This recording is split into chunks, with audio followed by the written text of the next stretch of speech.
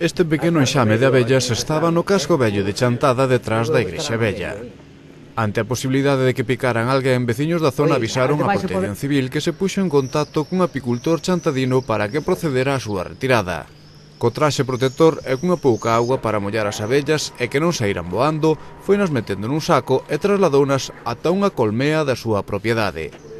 Estes enxames poden ser uns dos que, sen culpa, acaben espallando enfermedades graves e contaxiosas a todas as abellas dunha comarca, xa que soen acabar trasladándose a colmeas que algún apicultor deixa abandonadas e infectadas por ditas enfermedades, polo cal, cando chegan estas, collen a infección e dalles tempo a encher a colmea de mel antes de que morran.